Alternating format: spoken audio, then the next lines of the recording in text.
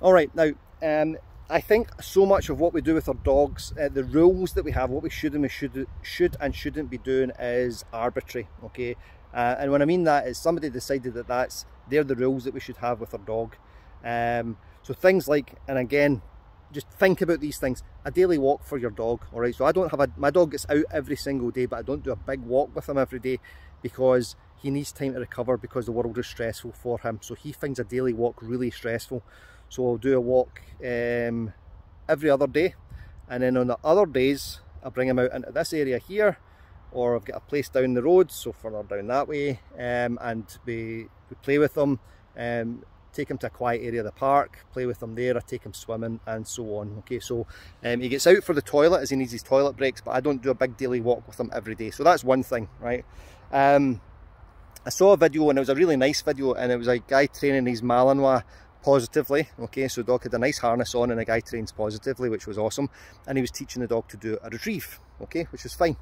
And what I noticed, so that was lovely, what I noticed about it is he said getting the dog to bring the ball back to your hand is preferable. And I say, why is it preferable? Okay, so that's my immediately, why is that preferable? Okay, now the reason why we might think it's preferable is because the dog should bring the dog back, bring a toy back and put it in her hand. Some dogs don't like to do that, okay?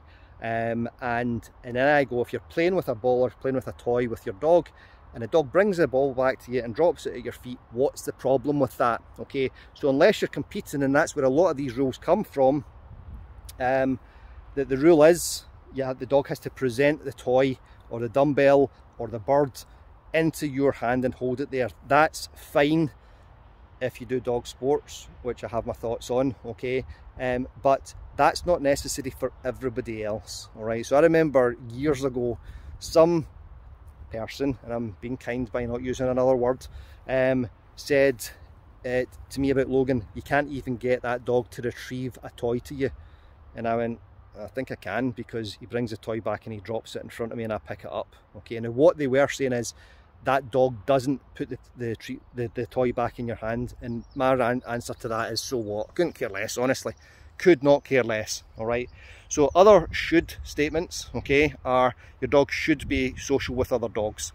Why? All right, this question I'm asking, are you social with everybody? Am I? And you know the answer to that is, okay, because I've told you often enough, no, it's not. I'm not. Should I be able to go to a nightclub at the age that I am? Should I be able to go to a nightclub when I was in my 20s and enjoy it? Who says so? All right, under what authority? All right, so question stuff. All right, think about it. The information that I put out on this channel is hopefully to get you thinking about things. If you don't agree with it, it's fine, okay? Go and do your own thing with your own dog. I'll never hear from you again. And I don't want to say I don't care, but I kind of don't care, right? I care about your dog not getting harshly treated. But if there's nothing I can do about that, I don't spend very much more time thinking about it. I just think it's a shame, actually. You know, it's unfortunate for your dog. But when folk are like that, teach that dog to bring that toy back to your hand, or what you'll see in if you're training your young dog to recall and the dog's on a long line, and you'll hear people saying, is that dog still in a long line? The dog should be off the long line. And I go, why should it be? Just because you say so and because your dog can and another dog can't. All right, so we're all individuals in this world. Our dogs are all individuals in this world, and see these rules that we have, that, you know, this is the way it should be done, this is the way that we've always done it. They're dangerous words.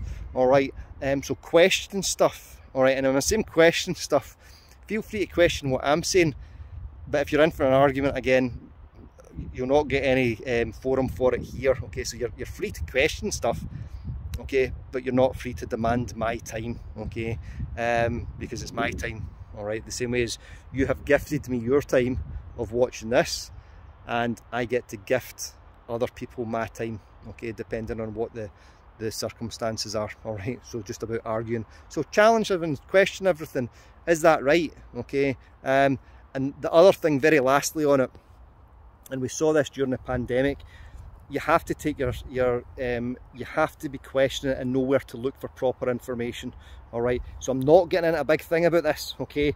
My degree is in immunology and microbiology, all right? when I saw the anti-vaxxers coming on during COVID, I was like, here we go. And the people that they were they were referencing for their arguments are Muppets, okay, not scientific, okay. The scientific consensus is that vaccines work. Yes, we know the side effects from them and the risks, okay, but overall, all right. So the point of that is not to get an argument about vaccines or the pandemic. Is that you have to know who to ask for help. So I would much rather ask the people that I learn from, okay, these awesome dog trainers, animal trainers and academics that have spent their life researching positive reinforcement training, than Joe Blogs that's had X, Y or Z type of dogs for these years, and I've done all right very much, and I run my local dog training club, all right. So know where to look for your information, all right. So much obliged to you again. Have an awesome day, and I'll catch you next time. Thank you. Love and peace to you.